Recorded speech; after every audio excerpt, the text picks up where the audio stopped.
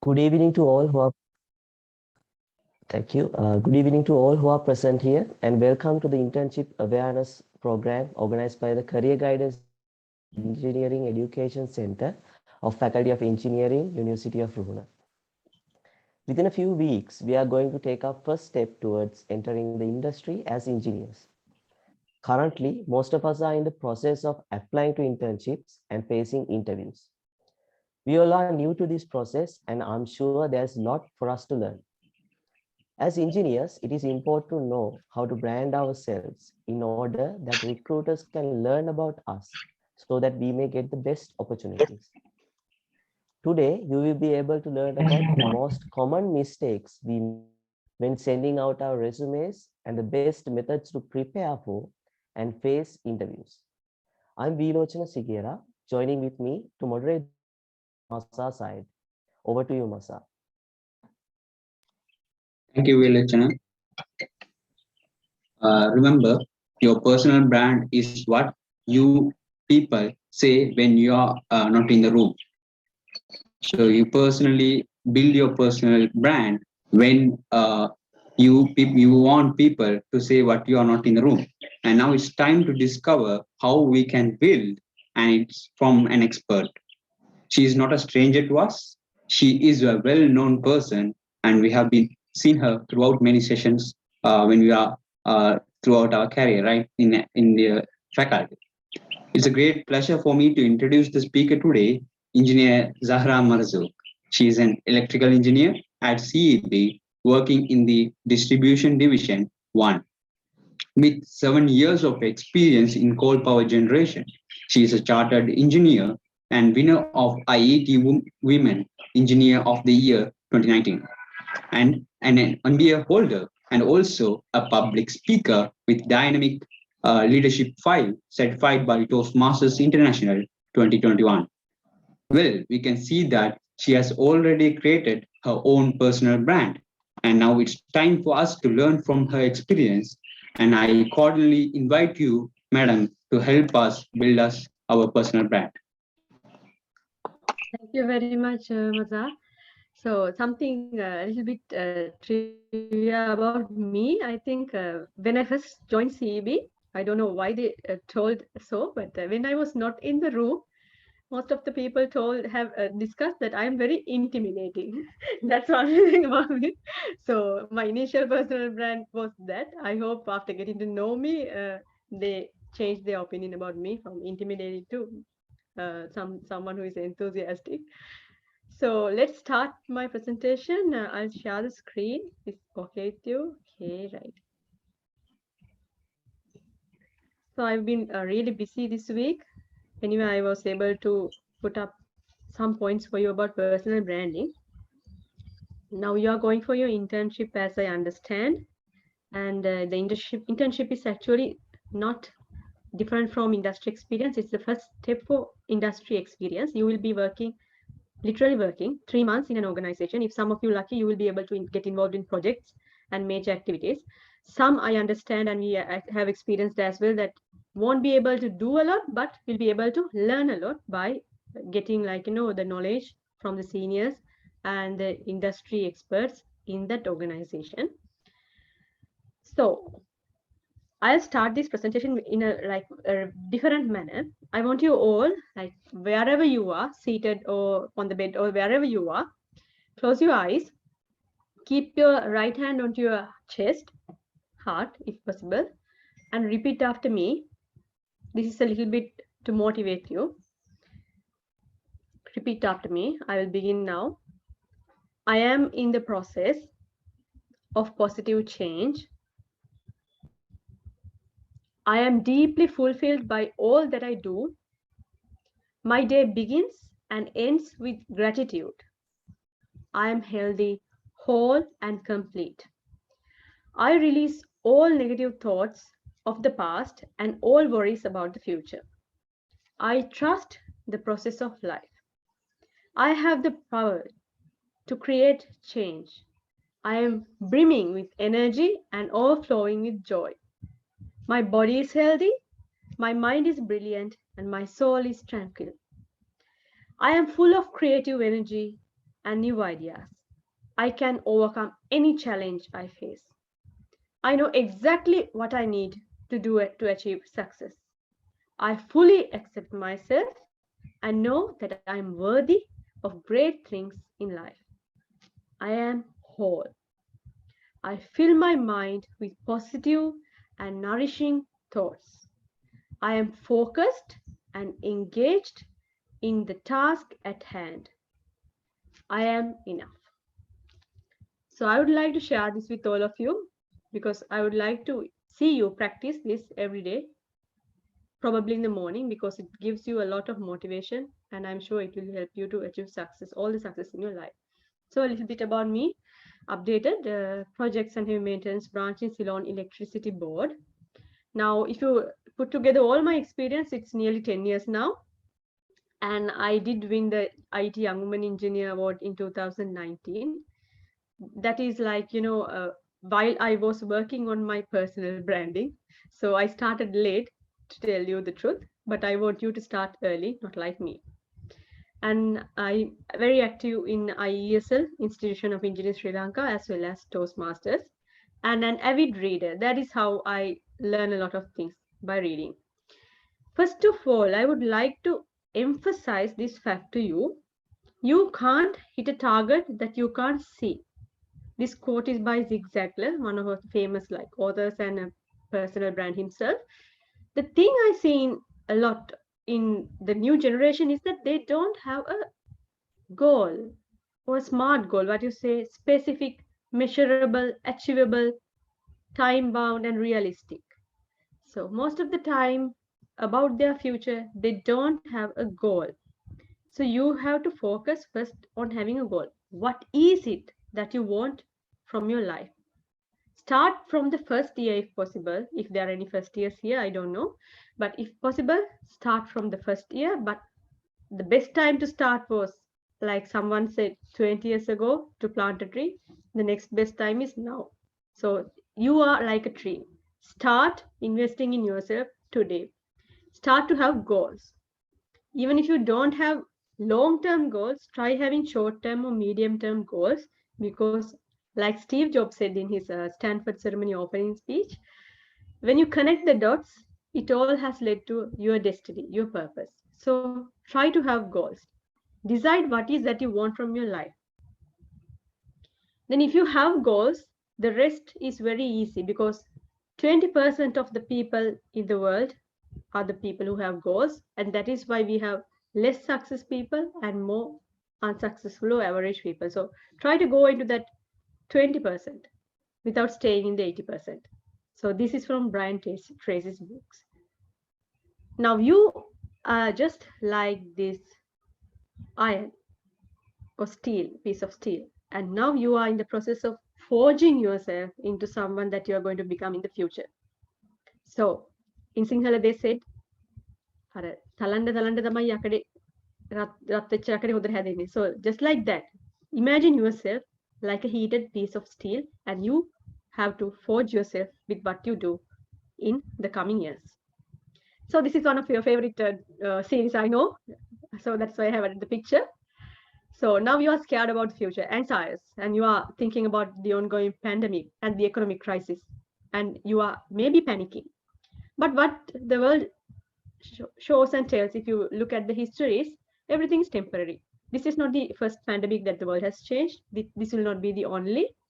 And if you have any idea, or if you have heard about the stochastic theory story about the pregnant deer, you will understand that you just have to focus on what you do, and the rest will fall into the place. 3 options. That is all you have got mainly. Either you will go to the industry, or you will go to higher studies, or you will become an entrepreneur. I know some students in this group as well who are already entrepreneurs, and I'm really happy about that. So this is what the value of your degree will give. You have to decide what you're going to do with your life. So I know engineering students are very different from others, but a majority, when they pass out, they ask the government, fight with the government, telling them to give jobs. That is not how it works. You are being given a conferred a degree, with a very high value financially and also knowledge. So you will be able to find your own way if you put your heart into it. Now, I would like the moderator and Mazhar to interact with me if possible, if not all. So can you guess the brands? I will be like, okay, I can annotate, right? Okay, I'll take this. What is this brand if you have seen? Okay, that is a little bit difficult. No About idea. this brand, second one, Um, not much familiar, I guess. Then third one, I'm sure you know, Apple. Apple, Yeah, Apple. iPhone, yes. Yeah. And this one, Adidas. Adidas. This, McDonald's. McDonald's. This one, not very familiar, I No guess. idea. Yeah. Then this is Nike. Nike. Yeah. This one, Mitsubishi. this one. Mm, That is also Adidas. yeah, Adidas. So these and this, Messenger. I'm sure now you know Messenger, and this is Chrome. Chrome. This is Windows. Windows, Android. Android. Any idea about this? I've Not seen this, sure. but I can't remember. Yeah, same here. And this is Pepsi for information. This is the recycle logo. Google, Google. Instagram. Instagram, Bluetooth, Bluetooth. and this one, Office. Office. Excellent. Office. So now you see that the power of the brand, you just have to look at it, look at the picture, and you know what it is. That is the power of branding. And this is just companies. Let's go on to the next slide. Yeah, let's take a look at this. Who are they? The first guy, of course, you should know him. Elon Musk. This guy at the bottom. Bill Gates. Bill Gates. In the center. Jeff Bezos. Bezos. Jeff Bezos. Yeah. Yeah, I can't remember the name. That's Warren Buffett. Yeah, Warren Buffett. Yeah. And then this is Mark Zuckerberg. Mark Zuckerberg, of course. Now you see, this is why personal branding is important. You just stand out of the crowd so much that everyone just remember you. So much that by your dress, it can be your dress, the way you talk, or the way you walk, or the way that you do the things, even the way you conduct meetings, or simply even your Facebook profile, maybe the things that you share, if they are inspiring or motivating in your Instagram, people remember you. That's how you stand out, by the uniqueness. So we all are unique. That's the beauty of us human beings. We all are unique. The thing is, even if you take our fingerprints into our retina in our eye, we are all unique. But the thing is, once we start to go to school, we are all expected to do a certain thing and not beyond that or not below that. So that's what happened majorly in our education system. But you get the opportunity to change that when you enter the university. So you're not late, you are young, still young, you can start. That's ample time. So the personal branding is how you present yourself or how the other people see you, and how you promote yourself online and offline. So your appearance, your values. Okay, so someone can say, okay, Mazhar is very honest, or they can say Veluchana is, so I'm sorry if the name is mispronounced, Veluchana is okay, he's very kind-hearted. So those things people remember, those are the values. And the appearance, okay, how many of you have a friend with curly hair, lots and lots of curly hair? I'm sure everyone has. So that person is very popular if you can think of. And how many of your friends have a big mole on their face, somewhere mole, lapea? So even those people are very, memorable due to their appearance. So personal branding is something like that. You are promoting yourself for what you are, what you stand for, and what you believe in for, and what you are unique about. So that's why you have to be yourself without copying others or trying to be someone else. That's why you have to be yourself. And people trust people more than brands. That is the plus point. So if you are a person, If you are a personal brand, people trust you more. So for an example, if you recommend something or someone to a friend, they believe you more if you are a personal brand. And then you have less competition. Okay, so if you are competition, if the person who is recruiting already knows you, and it's also a decision making filter for you, because you know your values, you know what you like, what you don't like, then it's easy to make the decisions. And a study in California Polytechnic University shows that personal branding gives employers the identification needed to differentiate among the qualities of various employees. So in our organization, there are more than 1,000 engineers, but still, if you have a personal brand, you stand out. So this is what, Chris Drucker has said, and Mazar shared the same thing when he started. Your personal brand is what people say about you when you're not in the room. And take a look at the man's profile on Twitter. So this is his personal brand. He's an entrepreneur, and how he presents himself is midlife serial entrepreneur. Serial entrepreneur. That means one after one, he is finding new ventures. And he's a family man, business mentor, a best-selling author, podcaster, also a whiskey collector. See, that's a unique thing about him. He collects whiskey. And a bonsai nut. Bonsai nut. He's crazy about bonsai and proud British. So you can see this is his personal brand. Similarly, if you take a look into yourself, you also have these unique traits that you can tell about yourself. So first of all, before going on to the resume or the world that you're going out to, you have to know your brand. And what you think about yourself is more important than what others think. Okay, if your elementary school teacher thought that you are shy and you are no longer shy, it doesn't matter. And if someone says that you are an introvert, but you are not, it doesn't matter. How you feel about yourself and think about yourself is what matters. And you need to tell people how you are going to add value. I mean, everyone has a degree now when you're passing out, and think about all the batches that passed out before you. If you approximate, take the average as 200, there might be more than 2,000 engineers out there. But still, you are different. The value that you bring to the table, to the organization is different. And you have to tell about that.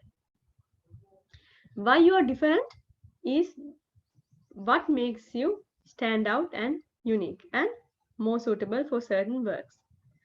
And each word matters in your resume, so don't waste space. Make each word matter and count. So this is something that I always share with you, just to tell you that the skills that require in each era is different. So what we wanted in 2015 was different from 2020, and now we are in 2022. So going forward, so the current trend is like creativity, emotional intelligence, things like that. Okay, going forward, when you go, there are so much other skills that will be needed. Just take the examples of the economic crisis and the pandemic.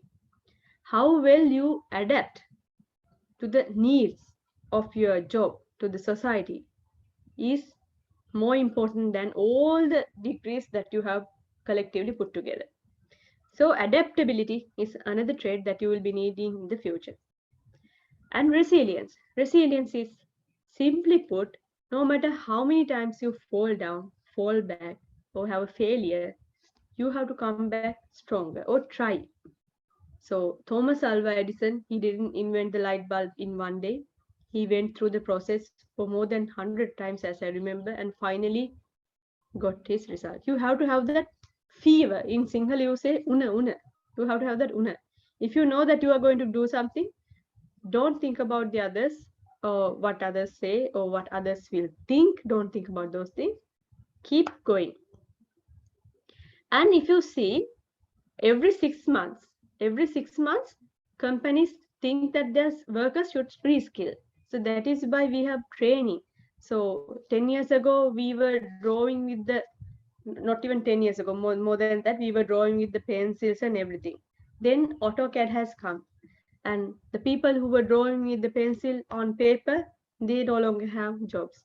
So people who have the skills in AutoCAD are the people who are recruited. So similarly, every 6 months, there's something new to learn and something new to skill yourself with. So you also are expected to pick up new skills on the job while working. So this is from the Future of Jobs Report 2020. And if you see, ultimately, if you look at the bigger picture, now you are going to school from grade 1 and you are passing out at 19 or 20 and going to the university or any tertiary education somewhere.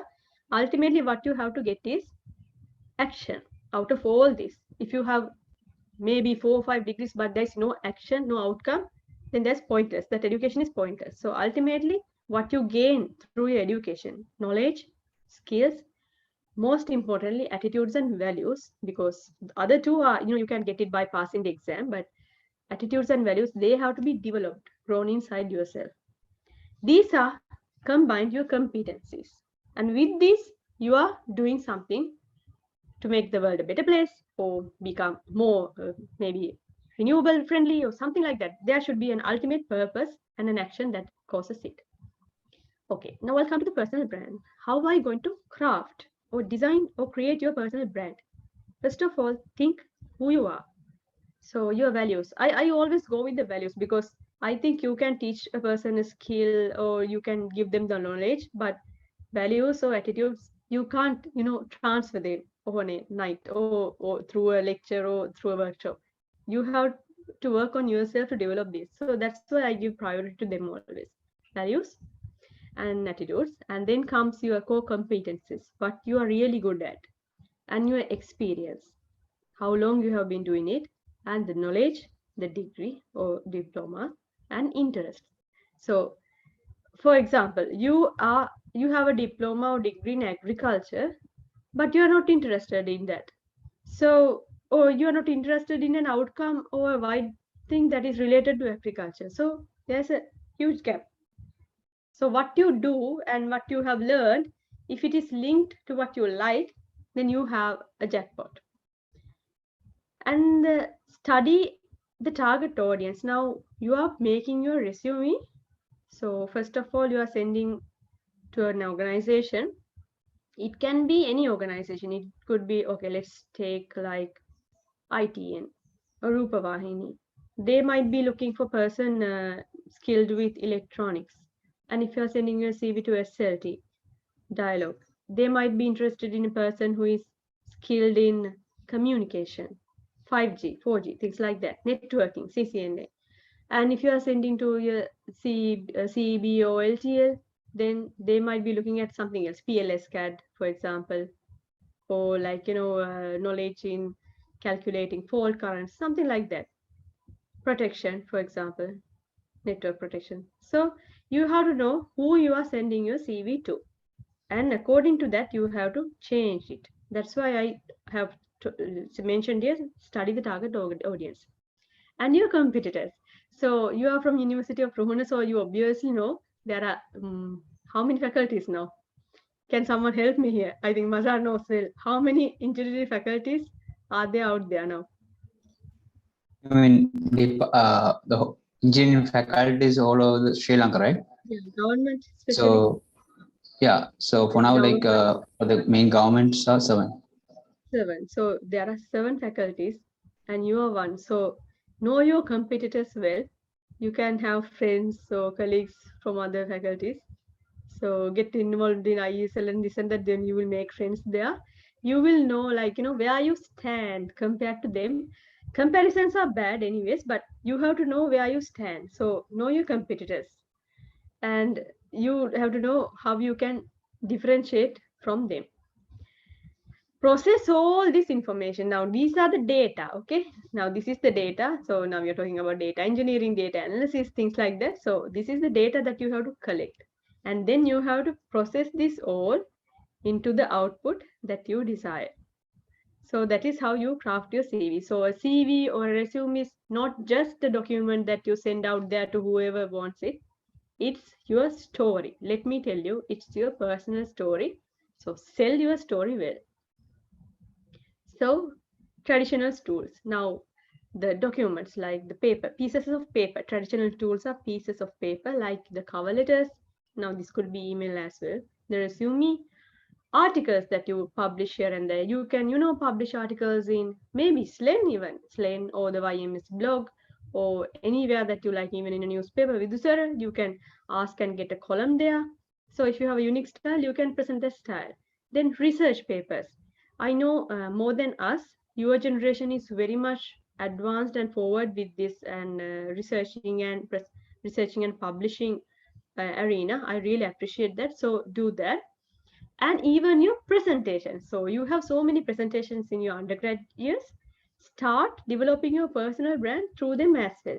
It might be the font, it might be the background, it might be the small logo that you create for yourself, something like that.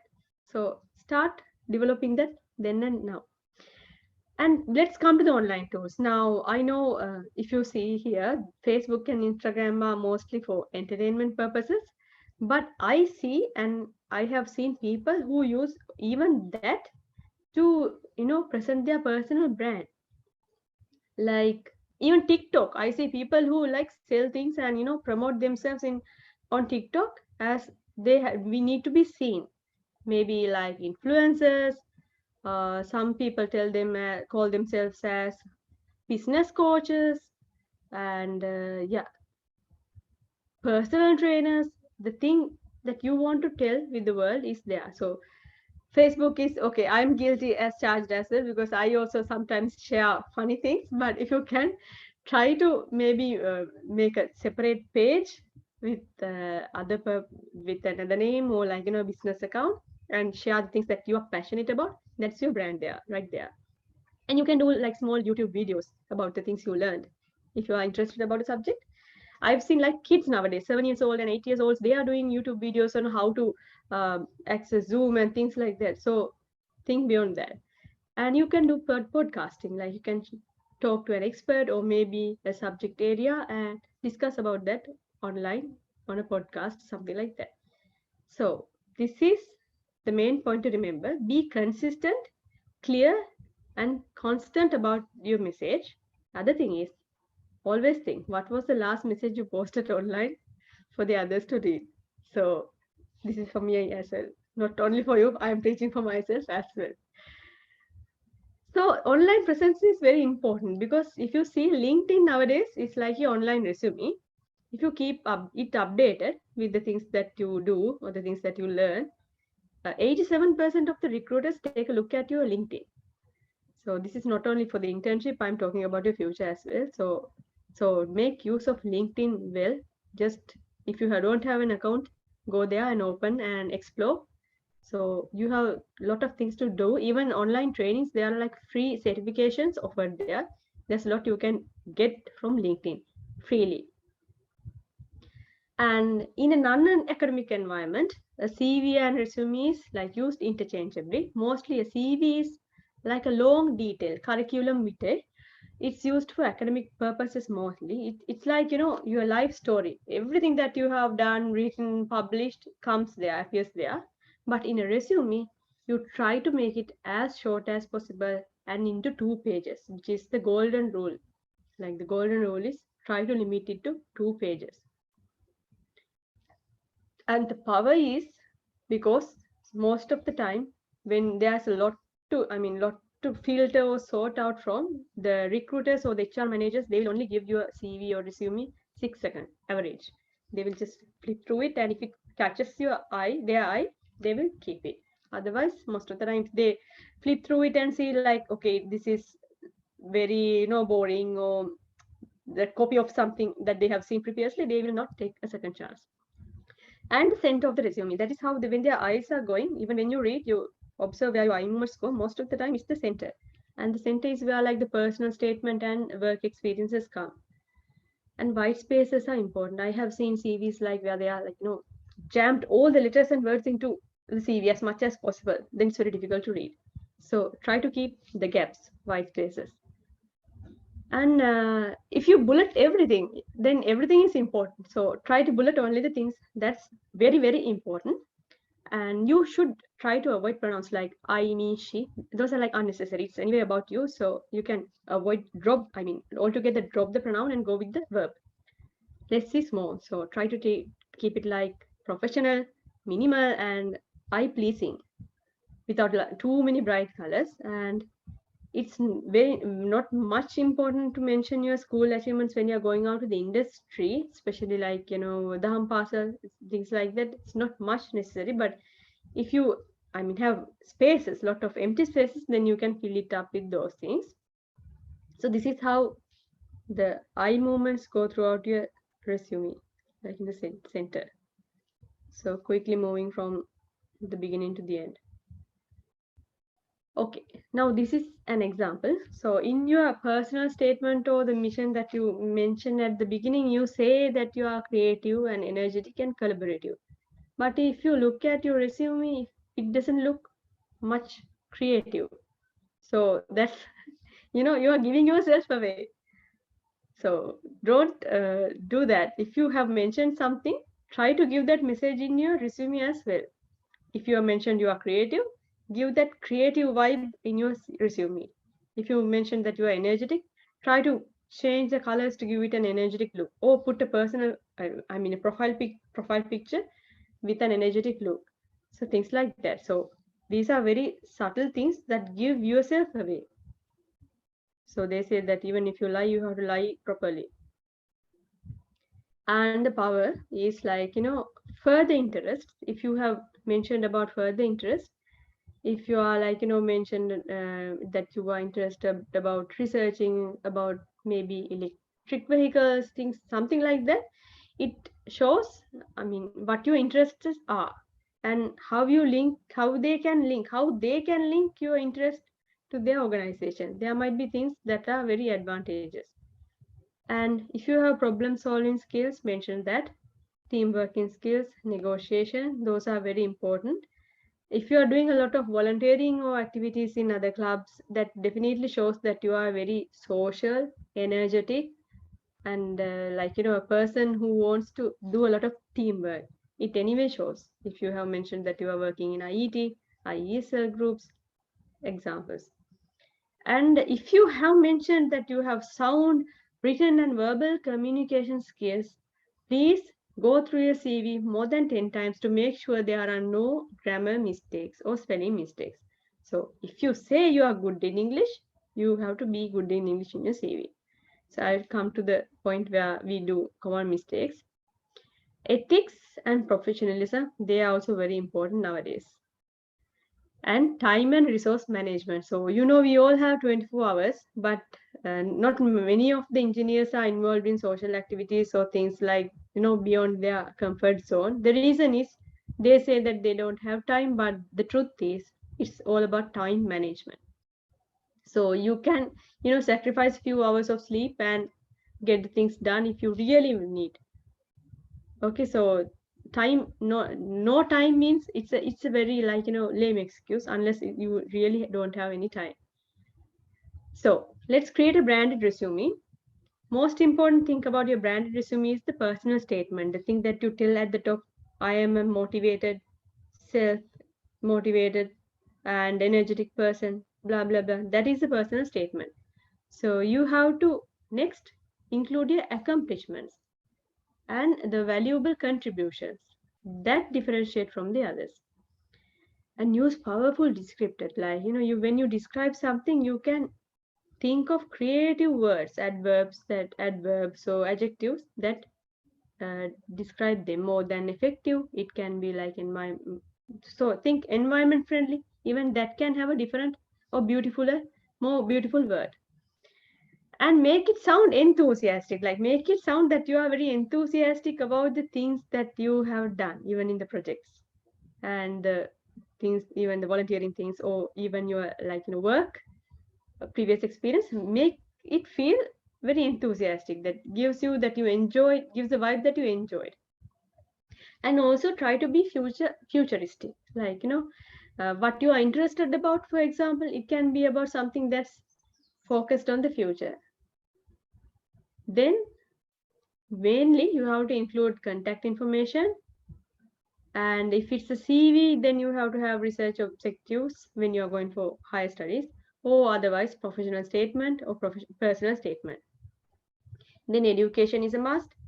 If you are professional, you have worked previously, those appointments are a must. And if you are a person who publishes a lot, you have to mention those. Awards and honors are very important. If, for example, now I can include that I have won the IT Young Woman Engineer Award.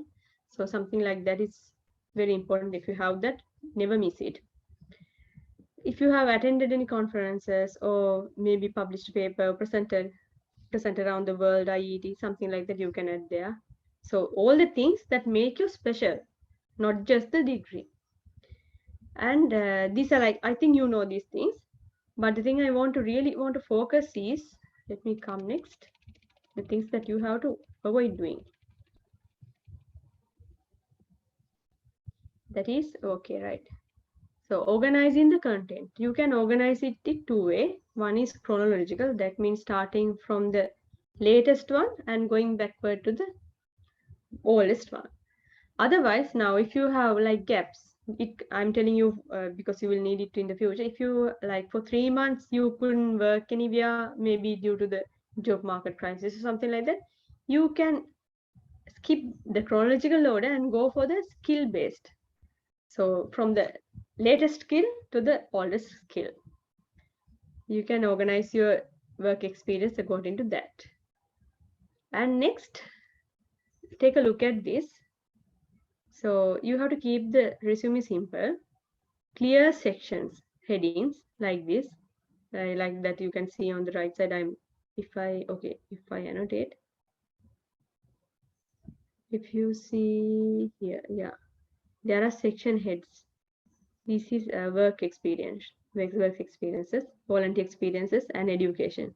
Different sections where he has beautifully divided them, and plenty of white spaces, because you can clearly take a look at the words and there's a gap. It's good on your eyes. Then you go to the next part.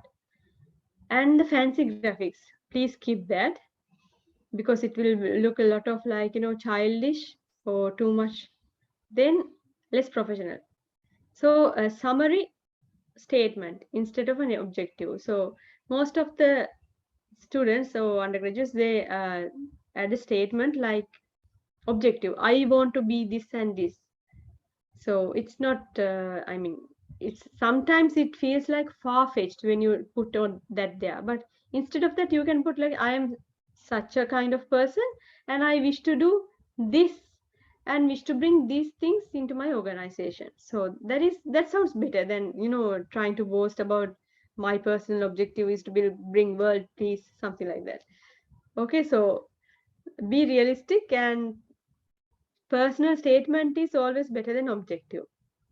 And always spotlight the key skills. So the skills that you stand out for, try to make them appear in a very important way.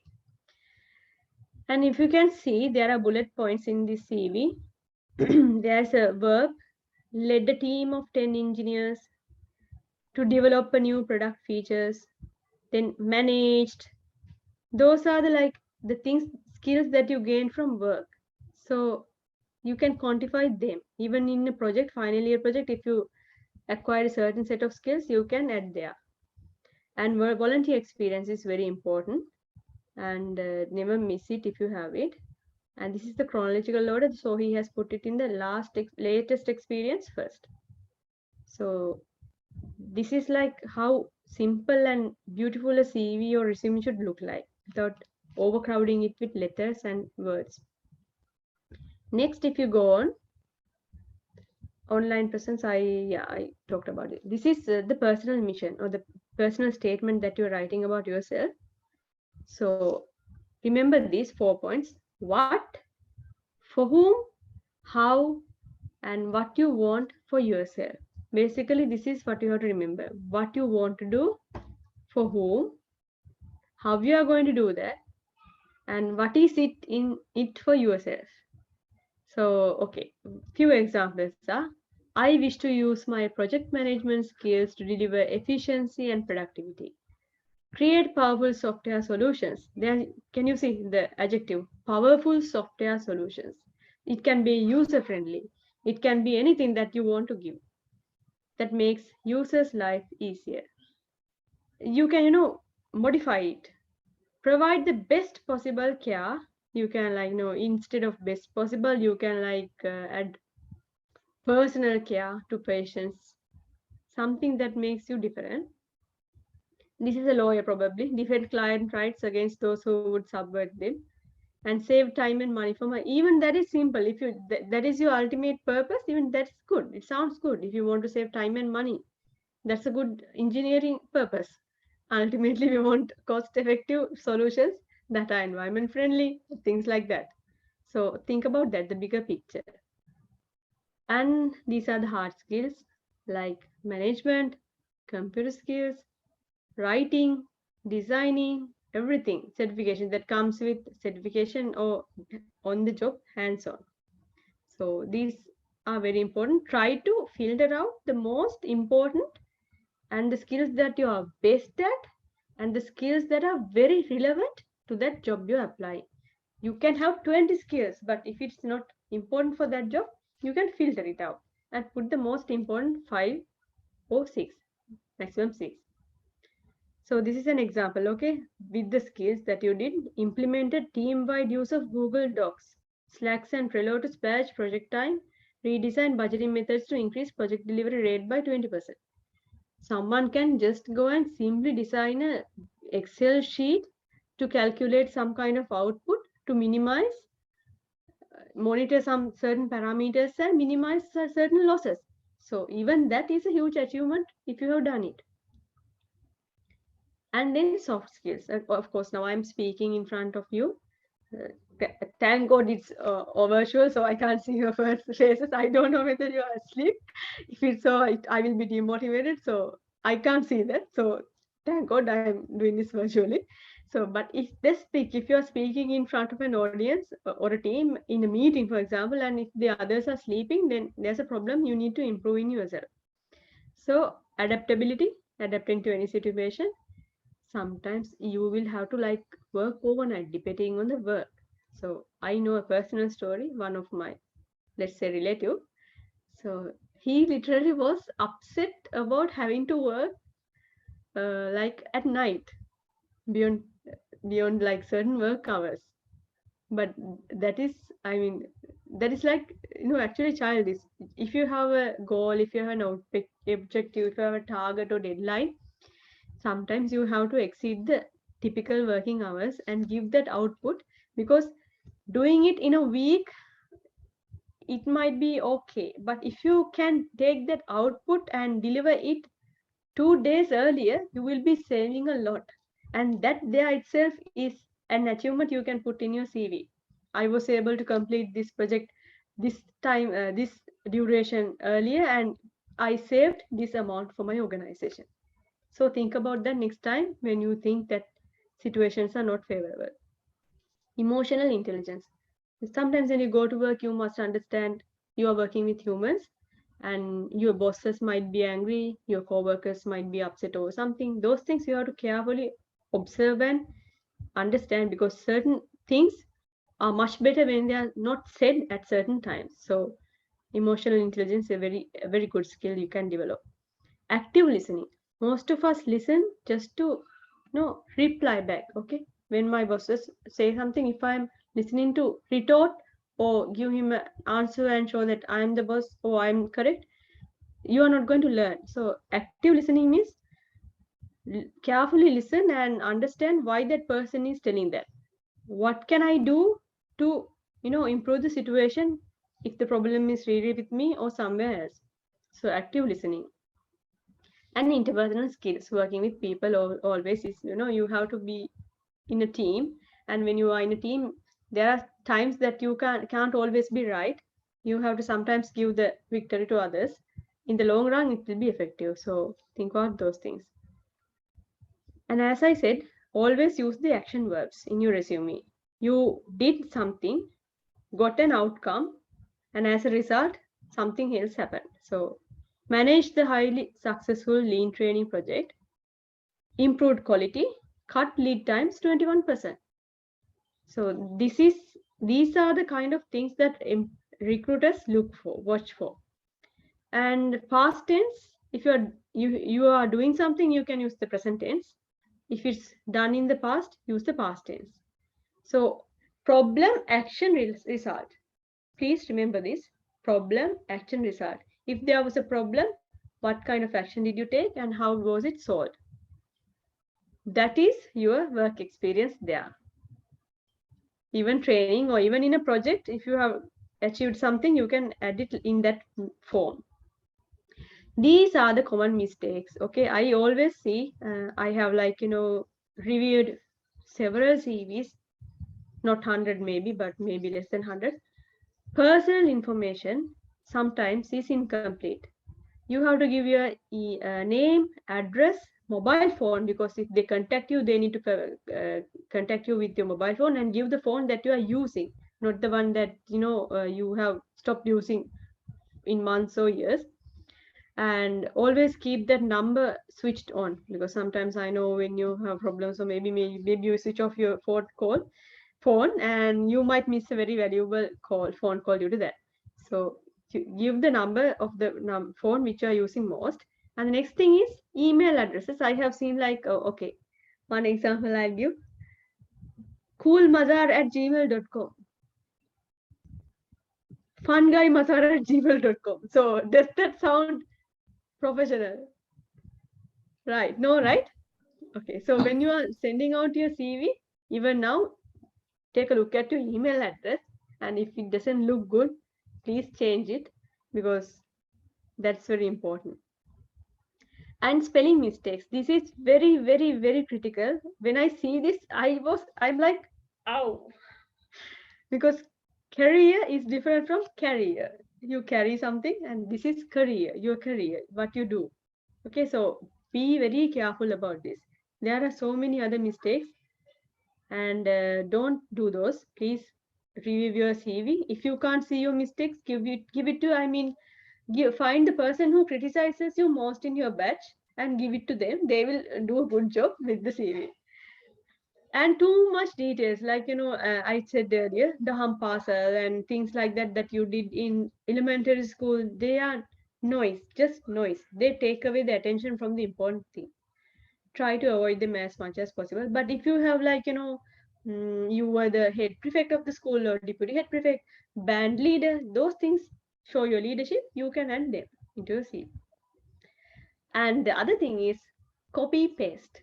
I know we are very good at this, even I do it sometimes, but the thing about copy paste is you have to do it very carefully. When you send the same resume for all your applications, for example, SLT, CEB, and okay, tell me a software company if possible, WSO2. If you send the same CV to all the companies, it's not going to work. It might work for one, but not for everything. So every time that you are sending your resume, please take it again, go through it, and think in your back of your mind, how am I going to tune this to suit the organization? And lying. So for example, you say, okay, I can do yoga, and the interviewer asks you to do a certain pose. You can't do it. I'm just giving an example. So sometimes I know in software engineering interviews, they give a piece of pen and paper and ask to write the code. So if you have lied in your resume, then you are not going to pass that interview. So always be truthful, genuine. And inappropriate photos. So the photo that you put on your CV has to be a professional, and one with direct eye contact, not looking here or there or up or somewhere. So facing the camera, and well dressed if possible. Yeah, if possible, always try to dress at least a shirt for the guys, and the girls, anyway they dress nice, so no worries about them. The guys particularly, try to dress well when you are taking a photo for the CV or resume. And now you are going to face the interview. Okay, so for example, you get a call and asked to face the interview physically. I'm meaning physically. And the next day, okay, you go there. If you think that you researching means, if you don't know the location, and on the day of the interview only you are going to go to the place, finding the location, sometimes you may be not able to make it in time. So always, before going to the interview, do a thorough research, because sometimes the officers are located in different places. The head office might be in one location, and the branch or the place where the interview is conducted may be in another location. So make sure where you need to go, and research about the company, what their values are. What is their vision, mission, and at least their goals minimum. Go to the website and do some search. Who is the CEO? Who is the head or something like that? And also read the job specification carefully, because that is what they will base on in their interview. The job specification, what you need to do. And also make sure if you need to take something with you, example maybe a portfolio with your certificates and all the documents that you wish to show, you can take them in a beautiful file, a portfolio file. And also you can be creative and think about the questions they might ask you. So after facing few interviews, so you can have a mock interview with your friend, just have a discussion. Okay, the guys can tell මචන් මොන වගේ ප්‍රශ්න හයිද දන්නේ නැහැ කියලා. Just sit down and discuss what they might ask, because things that you don't think, your friend might tell, they might even ask this, and you can get prepared for the worst. And find out if you need to give a presentation or a test. Some organizations, Sri Lankan Airlines particularly, I remember they give a written test, an examination, and then an interview, things like that. So, and reread your application before sending, before pressing that send button in the email or somewhere, before posting, check it again, because you have to be clear about what you are sending and keep a copy with you.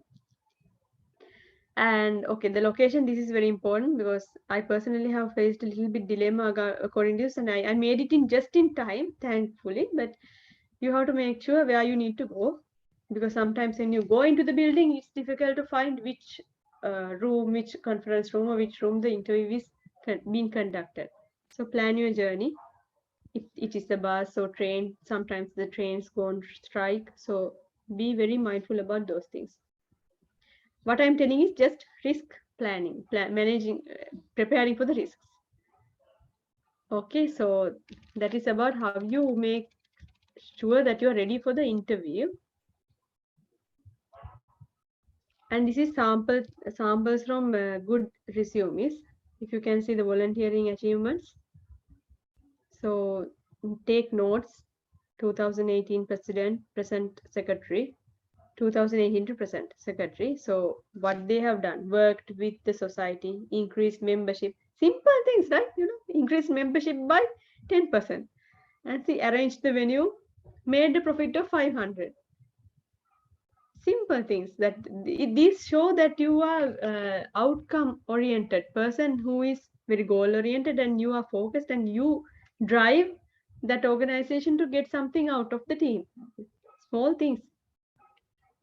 And IT skills, if you can put like, highly competent, okay, effective user. See, not just good in social media, no, effective user. Even social media, you are effective. You know all the things that you can do with those things. YouTube. And good working knowledge and good understanding.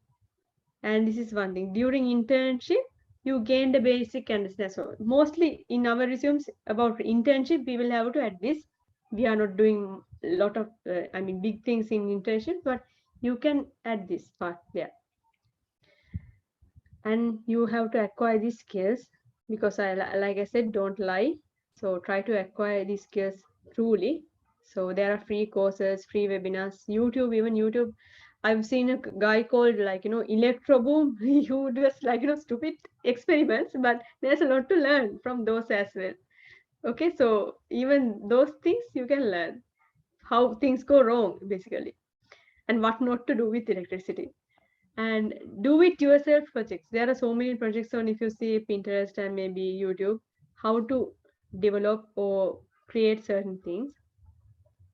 And you by now, I think, thank God, we have to thank the pandemic COVID, because thanks to that we know how to use Zoom, Google Meet, and Microsoft Teams. We are pros in that, so I think that's not a requirement to worry about.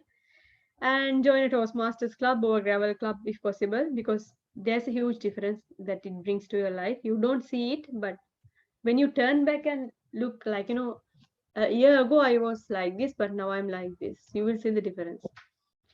Find a mentor and coach. Okay, a mentor or coach doesn't have to be an academic. It doesn't have to be your, a senior even. It can be even your friend, someone who you can, call and ask for advice or help, or even if you are making a decision about going to a company, I have a lot of mentees, people who are like, I mentor, gents and ladies, regardless. They call me and get my opinion sometimes about things. Okay, I'm going to change my job. What do you think about that? Simple things. Have someone who will advise you or even give an opinion to you without criticizing. And research about interesting things. If you're interested about something, try to research and publish about it. Just write an article or blog or a podcast or YouTube video and do it like, consistently. Once a week, once a month, just the consistency should be there. Keep on learning, and friends are very important. So if you have a set of friends, or at least one friend who has the same interest as you are very much blessed. So try to find and keep those friends. Finally, I would like to say this is the most important thing: improving. So I really believe in this thing. This is like, my like, I don't know, my motto. I try to do at least 1% better each day. Even a presentation, I try to improve it. And today, you see, I going beyond my usual presentation, I have included a slide about personal, like, the thing that I did at the beginning, affirmations. So that's what I have done differently today in this presentation, affirmations, because it brings a huge difference to you. Do that even for your, like, personal life, professional life, affirming to yourself that you are good, that you are strong enough, and you are going to be successful. It makes a huge difference. So if you do 1% worse every day, even that the result is not much. But if you do 1% better every day, take a look. Same applies to yourself, to your CV, to your career, and everything that you do starting from now. So remember this and keep it up. And I think we can open up for questions now. Yes, thank you, madam. So, participants, ask, if there's any question, you can ask your questions in all three languages, English, Sinhala, or Tamil. So, uh, I think Mazar is good in. yeah, Okay. You are also good in Tamil. Masa Oh, can Yeah, I can Masa can translate. translate if needed. Yeah, this is your chance now. Questions. You can raise your hand and we'll give you the opportunity, or you can put your in the chat box. question in the chat box.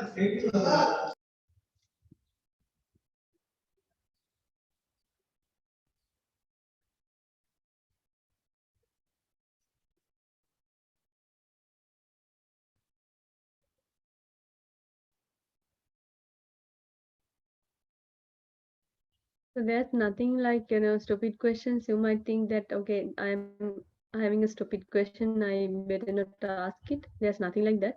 Even if it's stupid, just you can ask, send it personally. I'm not going to mention any names. Engineer Zahra talked about a lot of mistakes you are doing in your resumes already. So I think it was very useful. And I'm sure you have a lot of questions about maybe feedback you received or maybe feedback you haven't received. You're wondering why.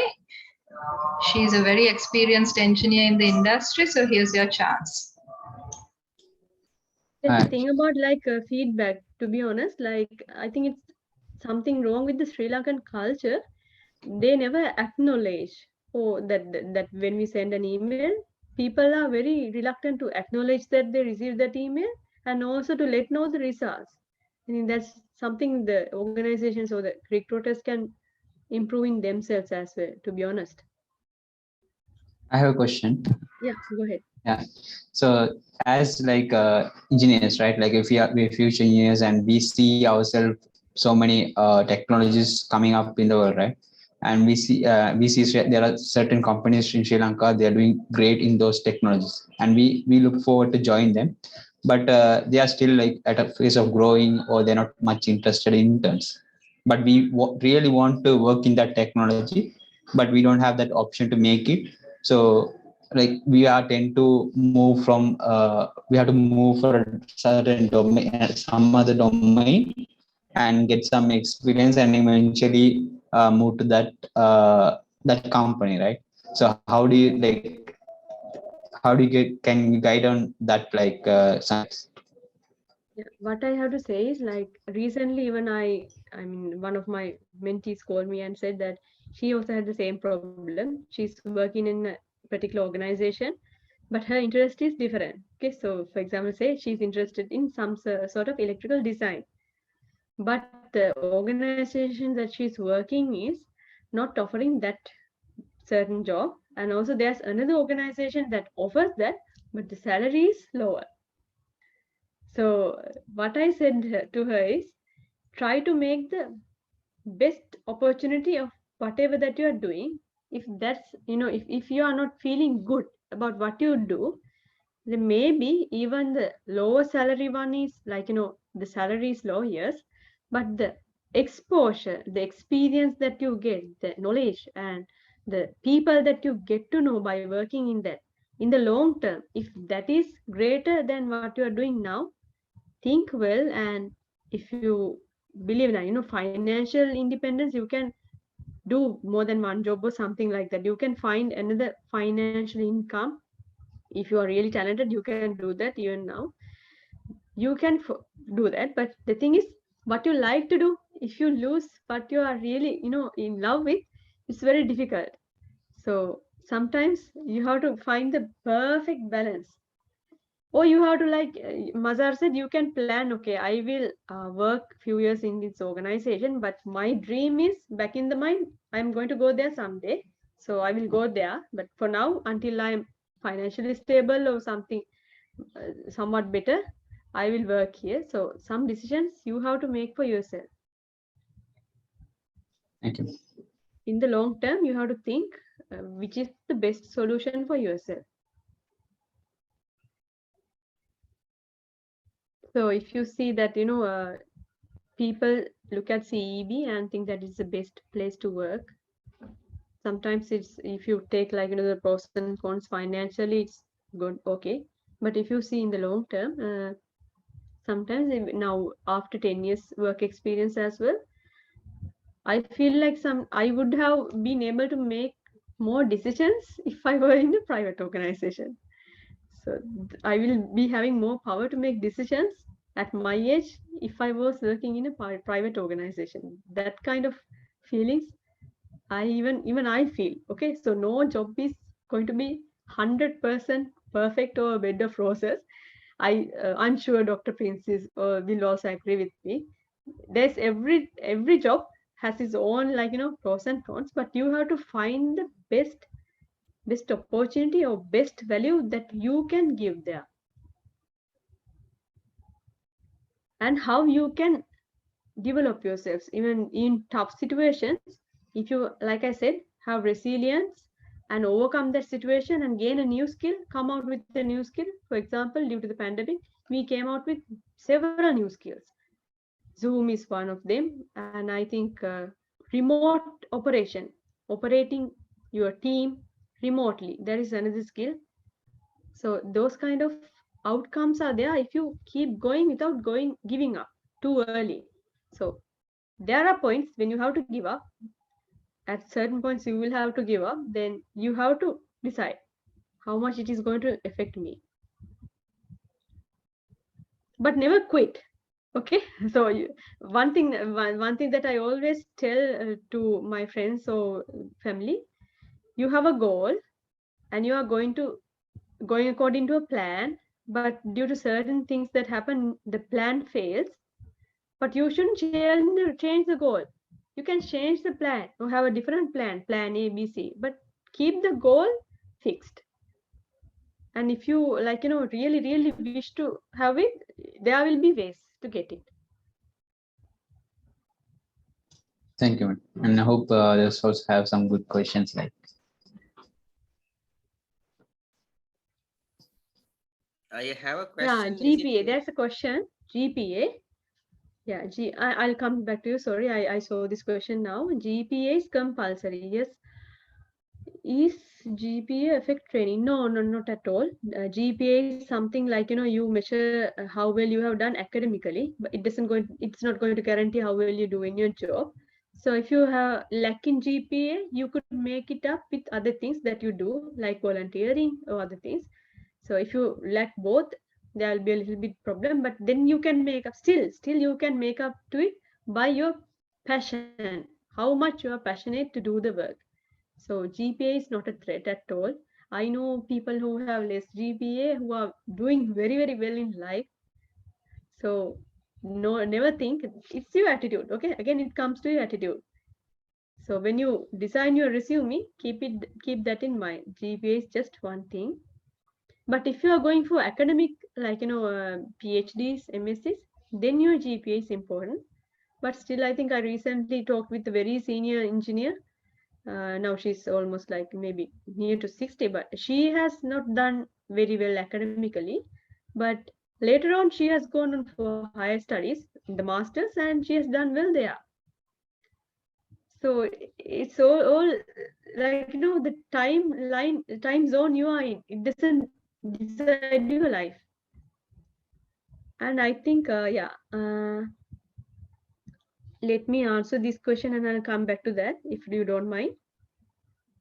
Someone has said that they faced an interview and they were very confident when they attended, and when they faced the first half, it was better, but after that they stuck in one single question and struggling.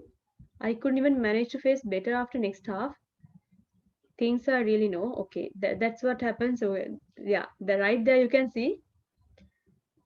Now you are thinking about the past. Just because one interview went wrong, because of one question, you are always going back to that moment, and that is influencing your future. So this is anxiety right there. So forget about the past, completely forget that interview, don't even think about that.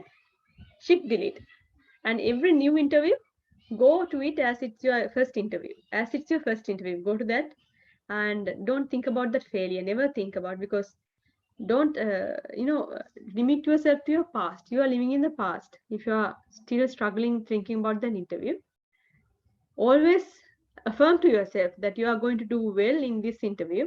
And like I said, live in the present, not the past, not the future, the present. At that moment you are facing the interview, if you are stuck at a question, the best thing to do is, number one, you can say, okay, I had it, like now I can't remember it. Or you can say something like, I'm sorry, I got excited and I forgot. Just be honest. Just be honest, because we are all human. At the end of the day, human. You can mess up. If you mess up, be honest about it. Don't struggle with that question. Just say, can you excuse me, and move on with the next question. So always be very tactful.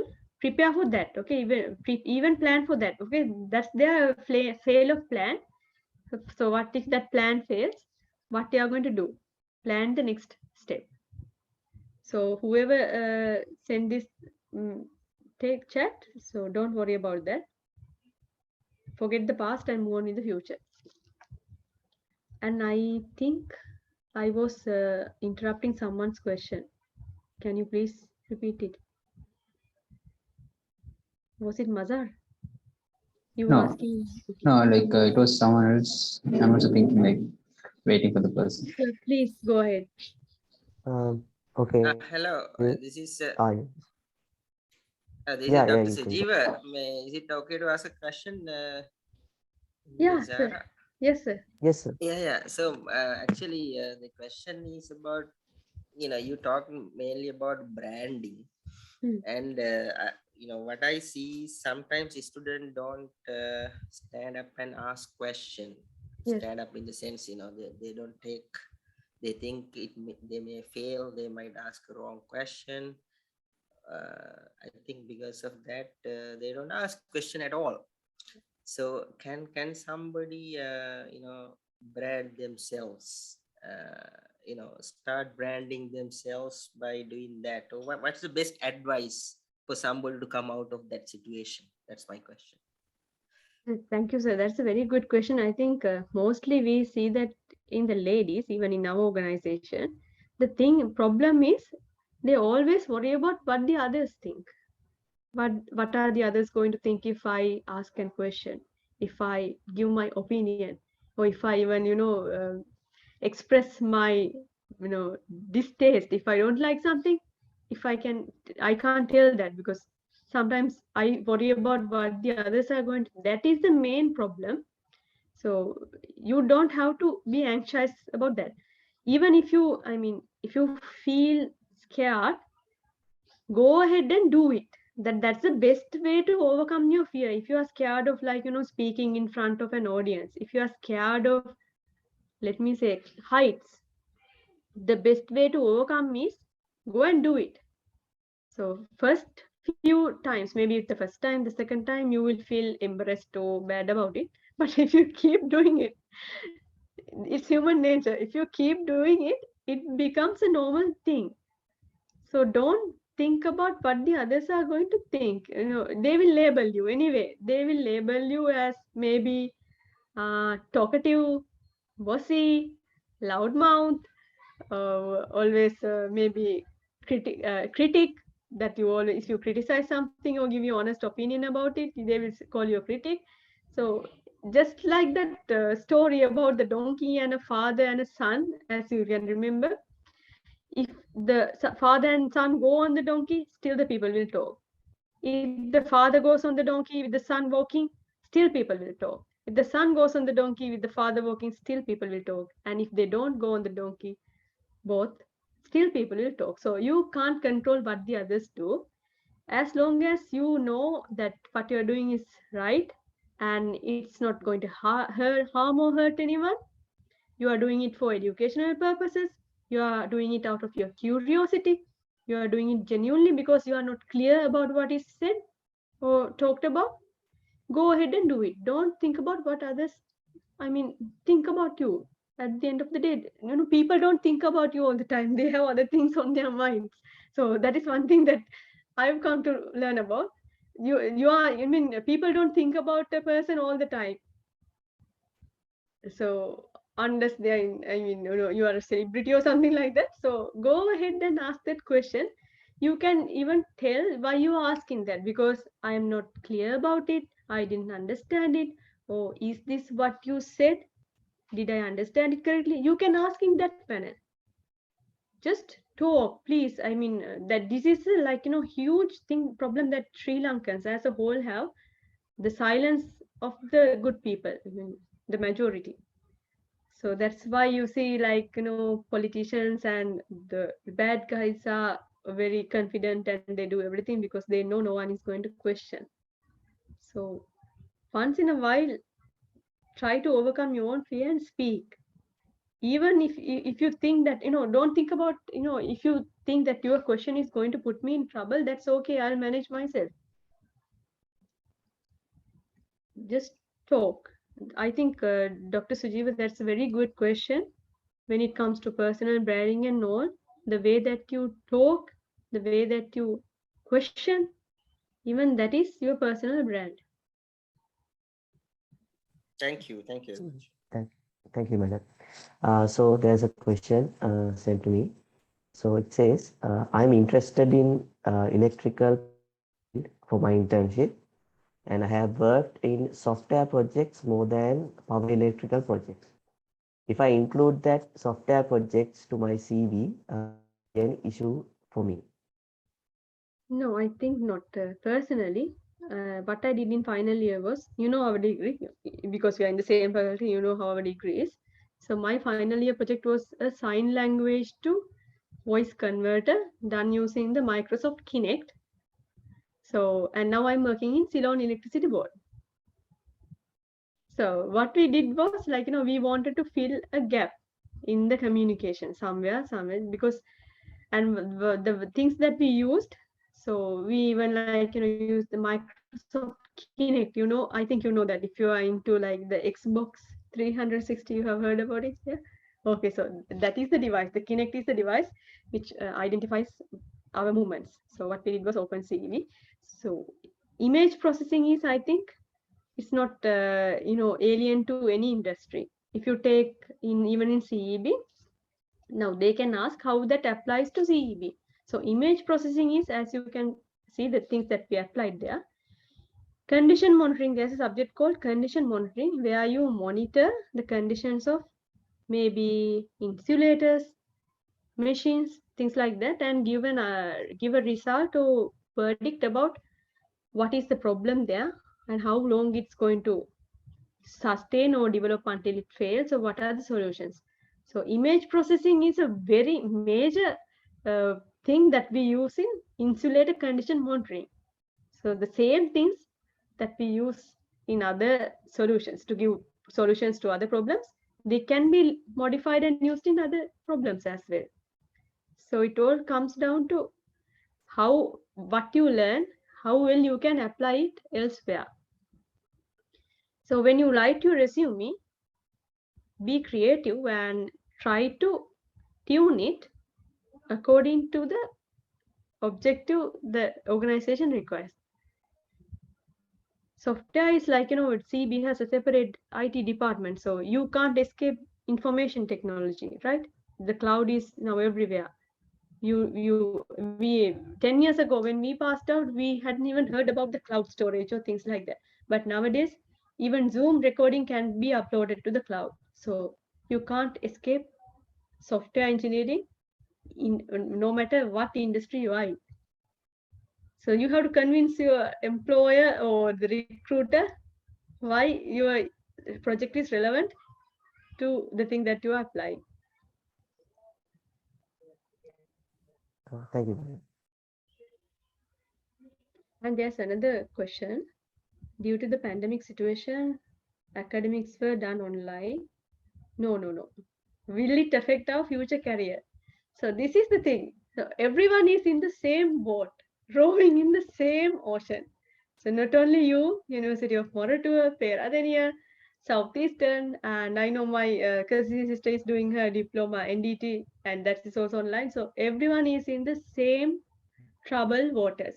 It's not only about you. So if it's a problem for you, it's a problem to everyone. So that's not going to affect. It will be like this particular generation will have a certain amount of different characteristics, because you are conducting the lectures online, you are more familiar and I think comfortable with the virtual platform. That will be something very unique about your generation, rather than going to the lecture hall and sitting in front of everyone and getting scolded by the lecturers, which we experienced. Because when we now you are virtual, you can conveniently switch off the video and do whatever you want while eating or drinking. But in our case, we had to be very vigilant and without talking to our colleagues. So I very well remember Dr. Pirabaharan once, he scolded like, you and the other one, get out of the lecture hall. So those experiences you will never get if you are conducting your lectures online. But still, your generation, all of you, the same age, will have the same results, same experience, so never worry about that. So that's why you think a lot, you worry a lot about what will happen. Is the perspective of the industry towards giving intern opportunities? Yeah, I think the situation is changing. Only previously 10 years ago they worried a lot about girls, but I think nowadays the girls have showed that it's nothing new, that it's nothing difficult. And even I know personally there are shifting charge engineers who work 24 hours shift in CB. I personally myself have done that. So if someone says that a girl can't do that, the girl can't do this, if you can change their attitude by your actions, or if you can say, okay, no, I am different, I can do it. Why do you say that? No, even nowadays, normally organizations, especially private organizations, they are like, being very careful about the words that they use, because they are promoting gender equality and equity, things like that. So they are very careful, because those opinions, those things that even said during an interview may come out as harassment in the end. So I think things are changing. So don't worry about that a lot. Only thing is you also have to be ready to face the challenges. For if you are working in civil engineering, you might have to go to the sites, you might have to work with the contractors, you might have to work with the people who are doing the labor work, and the way that they behave and talk and do the things are different. You have to be prepared to face whatever the things that comes your way. You can call your seniors and ask, of course, what are the challenges, because it's all been done by someone already. It's nothing new. So just you have to get the knowledge and experience from how it can be handled, and try to change the attitudes of your employers or recruiters on the job. That's the best answer that you can give.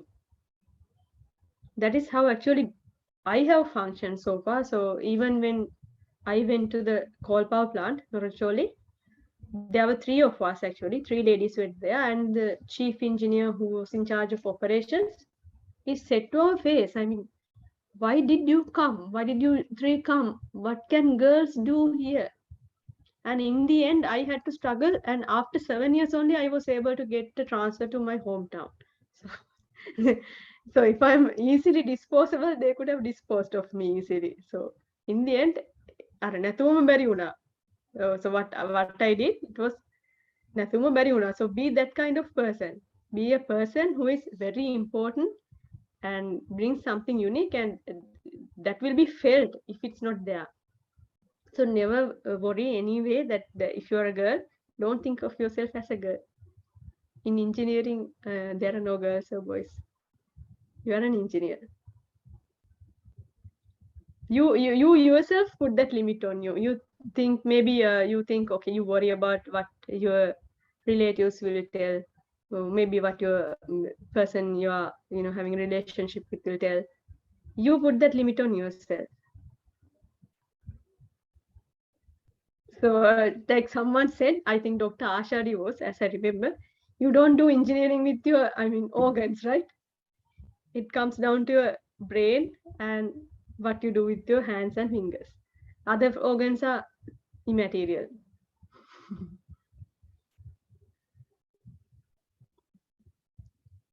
So ladies, why don't you ask any questions?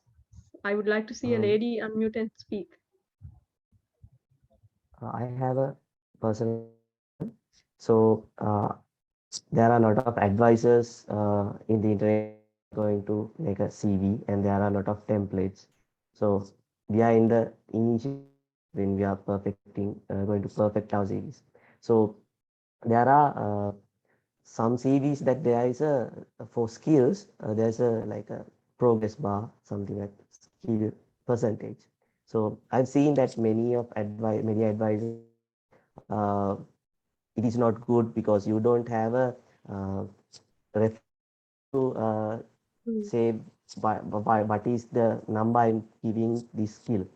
So, but most of our my friends and I have seen other people use this. So, what's your idea on that? Like I said, the first thing that if they want to put you in hot water is they will ask, how did you calculate your 80% good in Microsoft Excel? How did you calculate it? So if you can give an answer, then it's okay. If you can say, okay, like this is how I took this answer, then it's okay. If not, better not to put it there. Or if you have done certifications and got 99% of marks out of it, then that's okay. But you can't, gauge yourself on a skill when you are going to the industry, particularly when you are going to the industry at the beginning. Over time, you may be able to, from your performances, you might be able to gauge yourself, but at the onset, at the beginning, it's difficult to gauge yourself. Better not to, include those things, because unless you have a reply to that questions, okay, how did you calculate this? Graphically, it's pleasing to the eye, yes. Graphically, it's very pleasing, but then you have to defend your answer. Thank you, madam.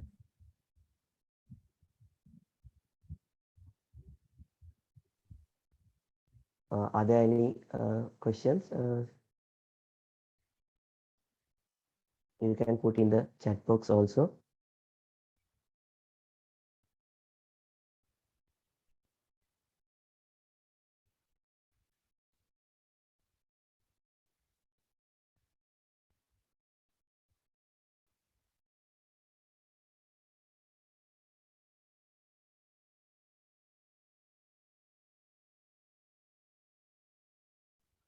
So a little bit additional information: when you are going for an interview, dress the part.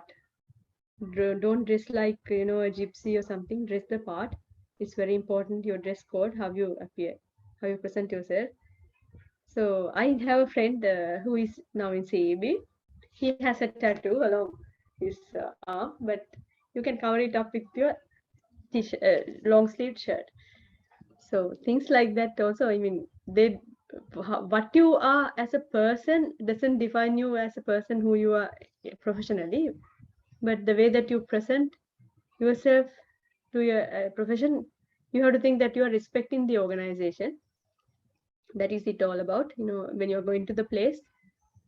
In Sinhala, I think there's a saying, "Vaulage magul gedata yanakota vaula wage yanna ona kiyala." So if you are like a bat, when you're going to the wedding of a bat, you have to go like a bat. So dress the part suitable for the location. And ladies, there is a dress code. Let me share the screen. This is an old presentation. Yeah. Particularly, I would like to focus on the guys, because guys are the one who do mistakes when it comes to the dress code and the body language. Yeah. So if you're having virtual interviews, that's okay. But if the interview is like physical, you have to be like, okay, here's how you can dress. And there's like business casual. Then there's business formal, but most of the time we are going with business casual.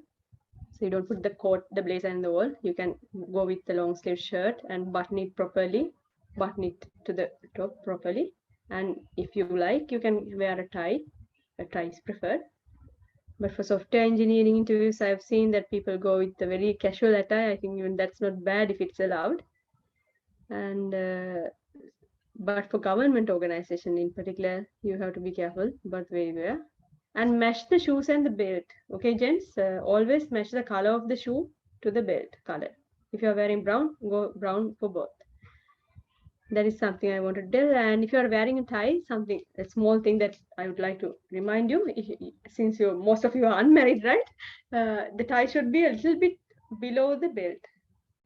Touch the edge of the belt at the down. If you're married or you are taken, you can wear it above the belt, a little bit the tip above the belt. There's something else. And the ladies also be mindful of what you wear. Like public institutes, it's a sari. Sari is preferred. And these things like tattoos, haircuts, earrings, piercings for government institutes, better to avoid or hide. So that's the dress code. And body language. So even if you are not confident, they can sense it. So you have to like sit straight and keep your two hands on the table. I don't know whether you can see me. What happened? Keep the hands on the table like. If you are like fidgeting or something like that, there's something that you can do before the interview. Go to the washroom and do the affirmation that I told you. Like affirm to yourself that you are going to be okay. And the second thing I do is listen to loud music on headset, some kind of music, rock music or something that gives you energy. Particularly, my recommendation is "It's My Life" by John Bon Jovi. So it gives you a huge life motivation. And the posture, keep straight without hunching or relaxed way, like seated at the lounge.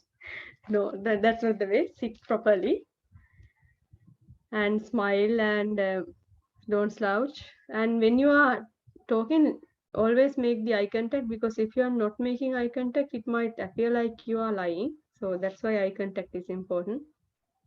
Punctuality, always go at time, on time, in time actually. And these are like, nose, no nose. Don't stay like this or scratch the nose or scratch the ear or look at the watch as if you're busy. Particularly phone. Don't keep looking at your phone when you are talking with them. Pay attention to them. And okay, this is like if you're tying your arms across your chest, it's like either you are not confident or you are scared or you don't want to be there. So very mindful about body language. And if you are shaking hands, be very firm, like 3 shakes, firm 3 shakes, steady voice. And the video interviews, please. Now I think you are very comfortable and familiar with switching off the video and wearing whatever you want.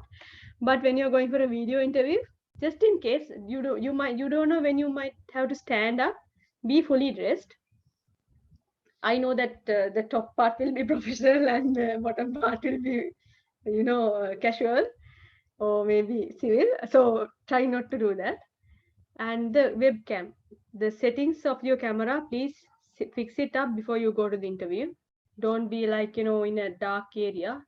Face a window. It's better. If you are facing a window or somewhere where the light is coming on, the light will fall onto your face and reflect. The other way around is not a good position. And always check your settings and the internet. If it's possible to have power cuts these days, it's inevitable. Try to have backup, a UPS, or you can have mobile data, some kind of, like I say, plan A, plan B, even plan Z. So, and these are the tricky questions. Okay, they will ask why we should hire you. Why do you think you're special? That's how they ask. So you have to tell why you think you are special. Even if you are like, you don't have a good GPA, you can say, I'm passionate. I like this. I have some problem with language, but I'm keeping learning. Things like that. How you make up for it. Nobody's perfect, so don't worry. And your specialties. Even sometimes it's better to do your own evaluation and know about your weaknesses, because these are the questions that you get stuck at. Like someone asked me earlier, these are the questions. So know your weaknesses. Even if you like, tend to, sleep early or maybe oversleep, things like that. You can, say, I am human, but I'm working on it. This is how I solve that problem. I set the alarm 3 times, something like that. And sometimes creative testing. Why do you want to work here? Can you work without salary? I was asked that when I went to the CEB interview. I honestly believe that I wouldn't go get selected to CEB because the sort of questions they asked are all like this. So, would you work without salary? You don't need salary. You have money. You can work without salary. So I just said, I need to be financially independent from my family. If I work without salary, I will have to depend on them, which is, I think, not acceptable of me. So I will have to be independent and have my own expenses covered by myself. So I have to have a salary. So that's all I said. And then they asked, would you go to Jaffna? This was in 2013. So I said, okay, there is no war there. Not a thing. Okay, now the transport systems is also back to normal. I wouldn't mind. That's what I said. So I was a girl. So maybe they were checking my attitude. Yeah. So even later, sometimes people, when they are given that something that they don't like, they like, what do you call? You say tantrums. Like, no, you don't like it. You have a whimpering. I don't like to do it. I don't like this. So most of the time you don't get what you like 100% of the time, but try to find that, what you say, like the silver lining in every dark cloud. That is the way you move forward. And you have to have, like, an ambition, like, a goal in your life, goal in your personal life, goal in your professional life. You have to have those, because when they ask you and you don't have a question or a vague answer, then they will see that, like, you don't have any, okay, this person doesn't have a plan with her or his life. So that's why I said in the beginning, have a goal. It can be even, a 3-story house. This is my dream. I want a house with a swimming pool, and this is my ultimate goal in my life. And retire at 40 or something. You can have. So have that goal. So this is where we messed up. Okay, our generation messed up exactly there. We didn't have good goals when we were your age. That is why I want you to not take that wrong path. So have goals. Don't do what everyone else is doing. That is what Sri Lankans do mainly. The biggest mistake that we do is when someone opens up a shop, particular shop, computer shop, the next door person also does the same thing. When someone opens a Murukku shop, the next door person also does the same thing. This is the pattern of Sri Lanka. Try to overcome that. I have a question. Yeah. So I have a question. When we are going for an interview, and they ask you where do you see yourself maybe in 5 years or 10 years, or maybe I have mentioned in my CV I have an entrepreneur mindset. Then they might ask okay, so you're going to quit your job in 2-3 years and you're going to start your own company. So is it when we are saying yes to that, is it good for the company or bad for the job we are applying? Because we are going to learn from the company for 3 years and we are going to leave it and start our own thing, right? So they see it as a positive, or is it a negative for us? Saying that we would, The way you yeah. present is very important. The way you present that. So the way I would have answered that is like this. No, I from 2 to 3 years I can't quit. I have to gain the enough experience, maybe 5-7 years. I have to gain the experience and maturity. And why I'm going for that is I would like to create jobs for people in Sri Lanka. That is my purpose, not for my personal gain. My purpose is to create 1,000 jobs. So just a number, 500 job opportunities for people in Sri Lanka, so that I will bring more economic gain to the country. That is why I'm going for that. So when I feel like I have enough experience and maturity, only I will decide where to do that. But I cannot see myself doing it in 2-3 years. So that's So the it's all reason about the mindset and what type of person you are, right? So that if you are genuinely good, the way you reply, see that is my that is how I think. Okay, now if I'm starting something, it will be to give back also. So when you have that genuine attitude and genuine feelings inside you, naturally the answers will come. True. That you can please the interviewer as well. So why And you are can you add some more how these values and your mindset helped you in day-to-day activities when you're on the career? It's not just technical things, right? You get tend to meet people and you have to work with them, right? So not just you're placing your person above you, you have to please the people, the co-workers among you, right? So can you just share how the mindset and the way you see problems, your personal life? We have some personal opinion on your personal life, so those things might have helped you in your career as well. Can you share some experience regarding that? when you are naive and young, when you go into the industry the first 4-3 years, whatever the others do or say or behave, it impacts you a lot. But when you go on and things happen, bad things happen. Let me tell you frankly, bad things happen. You might fight with your colleagues. At the beginning, I remember I was very aggressive. Even in the meetings, I used to fight, argue a lot, try to make my point, see, this is the correct thing. So things like that. But over time, when you mature, you realize that okay, that is not the way to tackle this. I will let him or her think like, okay, you are right. Why, how about this? What if we do this? So what I'm giving my point in a different style. So that is interpersonal skill. So initially, I didn't have that. That is interpersonal skill. And then second thing is, I always genuinely care about my subordinates. I genuinely care about their well-being. Like, if they are not well, if they are finding any difficulty with even the uniform. Sometimes they tell like, Miss, I can't wear this. This is tight around this area. So I go and study why it is that. What's the problem? So maybe that supply is not good. Maybe, okay. So sometimes the helmet doesn't fit. They say it's not, when they work with the helmet, they get a headache. So you can, you can think like, he's lying, and you can dismiss it. But if you go actually and see why he or she is telling that, you might see that the helmet is not ergonomical. The design is not, good. So you can raise that and find the solution to that.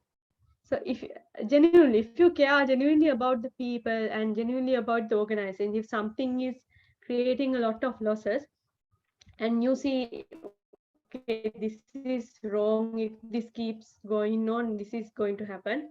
So if you can genuinely talk and, genuinely give a solution, suggest a solution, or do and show it, I think that's not just about personal gain. Okay, so even today I know, sometimes I spend money for refreshment of my subordinates without claiming them. I don't get a refund out of my personal money. I give them refreshment because it goes a long way. It's a team, because they get the feeling that, okay, my boss cares about me, and even they if they have a bad feeling about me at the beginning, gradually it goes away. Okay, this person genuinely cares about the team as a leader. He's not a boss, he's a leader. And then you get the thing. So that is why attitude matters. But if I'm only there for the financial gain or the things that I get, it's not going to last long time. So at the end of the day, actually it's like the satisfaction. Okay, your satisfaction can be different from mine. It could be money, it could be fame, whatever the thing that you like to achieve in life. True, very true. If anyone has questions, they can come. Any last questions? Yeah, Dr. Pritz has said, yeah, will you work after you marry? Yeah, obviously. Okay. So these are the questions that ladies get asked. Be very tactful. You can say that I'm a modern woman. I appreciate financial independence. Yes. So I will work after marriage and even childbirth. So have the answer ready. These are like not, these are textbook. They will anyway ask this. So they will say that, you are going to get the maternity leave and everything and all. Yeah. So you can tactfully say, I don't see myself marrying, in the coming 5 years. You can go ahead and marry after you get the job. No worries. No one's I going to think stop you. very tactful. I was Yeah. interviewed by the MD of a certain company who asked me, do you have a boyfriend? That was the first question, and I thought this was very unethical and irrelevant to the topic of like engineering. So after I answered that, then he said, do you plan to work after you get married? I'm sure you're planning to have kids. And I was caught off guard. So you're absolutely right. You prepare well in advance. So I think I tactfully answered it because they got the job. And then he said, no, I'm asking this because there was a mechanical engineer, very highly motivated, just like you, from the same school as you. But after she got kids, actually, he said after she got married, she quit her job. But later I found out, no, she was still working. It was after she got pregnant, she decided to change her ambitions. So sometimes the girls might face this. Yes. So just be prepared. These are like textbook.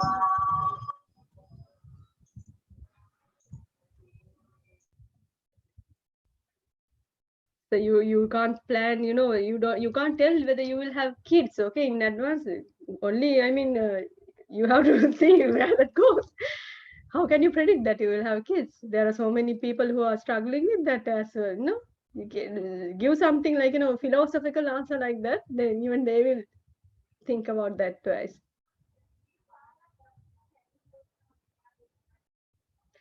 In those interviews, at the end of the interview, they ask, yes, definitely. If they ask, if you have any questions after the interview, have some questions ready. For example, like, what is the work arrangement, what are the work hours? Okay, so do you have like transport or other facilities that is offered? Or you can ask about, okay, are there any like allowances, or do you like, allow your employees to go for higher studies while working? Just make them sound like, make them feel like you are curious, that you're not going to just yes sir, three bags full sir kind of person, but you also have your own mind. So be creative in the questions that you ask. Be creative. You can ask about the dress code simply. Are you expected to wear business casual every day? Do ask questions. Then they will be impressed by you.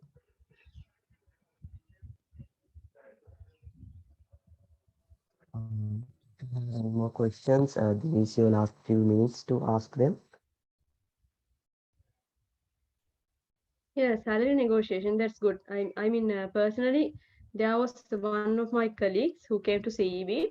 He worked in INSEE and he came to CEB to the Norachol power plant.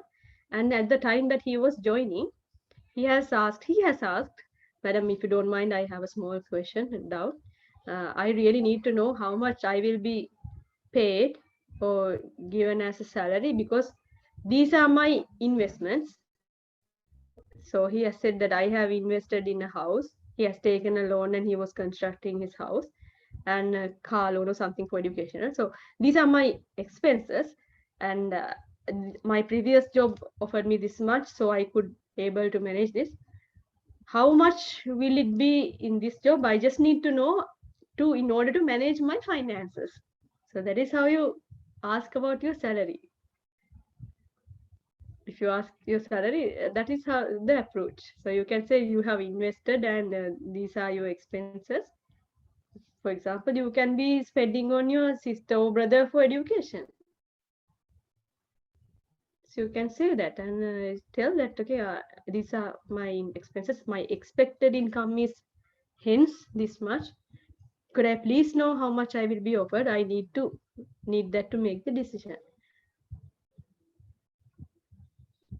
But it's better if you can postpone it until you get the job offer. That's okay. So if you after you get the job offer also, you can ask that and negotiate that instead of asking it at the interview itself. That's the most strategic method.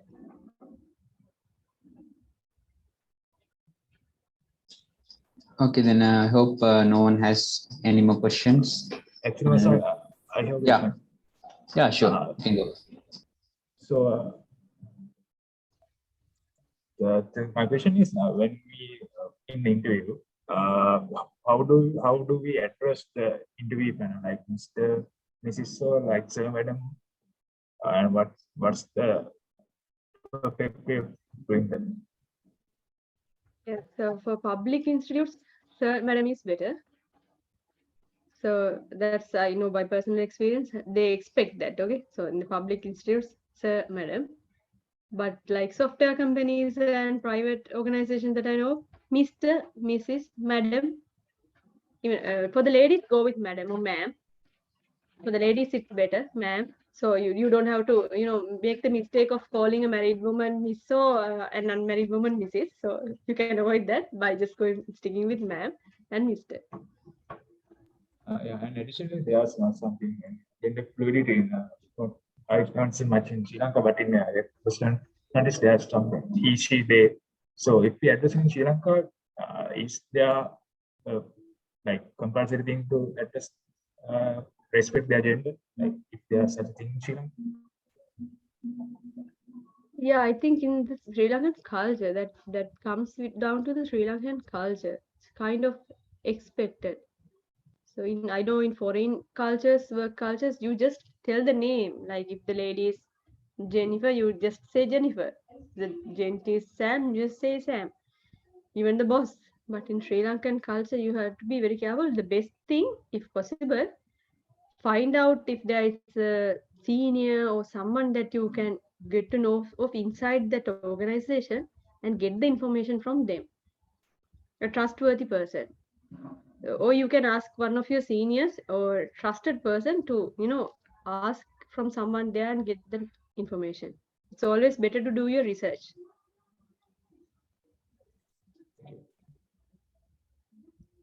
You will have seniors now. Most of the time everywhere there will be seniors, or you can just contact keep someone like your mentor. That's what I always tell. I know, like, I don't know whether Vidura is still here, but Vidura is like very close with me. Anything that he has, sometimes he asks from me. Even a text message, if he has a problem, he just drop a text message. There's nothing wrong with that. We are there for you, to help you. You have to get the maximum benefit out of your seniors. It doesn't have to be me. There are so many other seniors who have passed out. Get to know them. Yeah, and just put a button and ask, can I know this information? Obviously, we like to help because the seniors like to help the little ones. That is, over generations, we have done that. You just have to ask. Without asking, you can't make assumptions.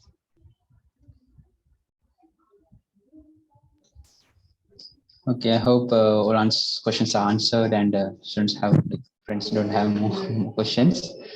I see Madam doesn't even cover a specific part, not just about internship. It's a broad subject and we can't cover it like within just 2 hours, right? So it takes more and more. And you can even, as she said, you can even contact her anytime you want, just with a message. She is always ready to help us as every senior is ready to help us as like workers, right?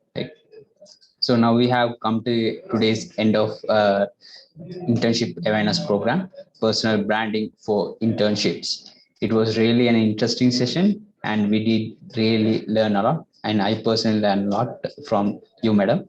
And I would like to remind the participants to fill the feedback form posted in the chat. Please take your some time and fill out. It's really helpful for us. And I would like to take this opportunity to thank Engineer Zahra Marzook for joining us today and sharing some amazing insight with us. And I was expecting something like regarding just CV and internships, but I really learned a lot regarding how job culture is, and like it's just like job 101, like for beginners who are like who want to learn everything regarding how you should approach for a job, and like what are the things you should be ready for. And especially also, madam, you have shown the girls can reach heights that us boys also can do. So that's really impressive, and I hope that it's the message is delivered for all the ladies who are looking for the internships in upcoming month. And thank you, madam. I did learn a lot, and I hope the students did too.